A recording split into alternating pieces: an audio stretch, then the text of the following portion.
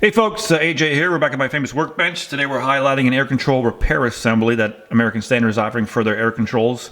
It's very, very common that this stem will break off inside your air control assembly, which is going to inhibit you from now adjusting the air volume coming out of the jets. So they came up with this nice little retrofit kit, and let me show you how it all works. This kit comes with the body, but you're not going to need it. Let me show you how everything comes apart. So it's going to come with this tool here that has these two notches in it. These notches are going to help you get on the two protrusions that are on the lock nut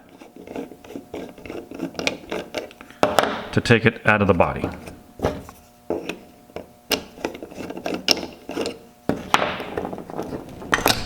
Alright, here's a better view of the tool going onto the lock nut, okay, that is holding the stem of the air control inside the valve body, okay. Usually the stem breaks off right about here.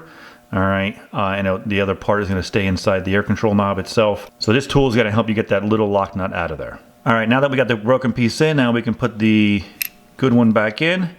It already comes pre-lubed. If you have any dirt down inside your air control, just try to clean that out with a paper towel.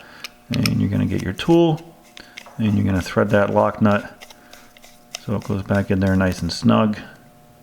Doesn't have to be super tight. And then your knob. If you have the broken piece still inside that knob, you don't have to worry about it because it comes with the new knob. So it'll be nice and clean for you. And you're all back together, turning it left or right to adjust your air volume coming out of your jets. And that's everything you need to know about changing that stem assembly inside your American Standard air control. Any questions beyond this video, feel free to give us a call. We are your Whirlpool Tub Parts Authority. And don't forget to subscribe to our page and like and share our videos.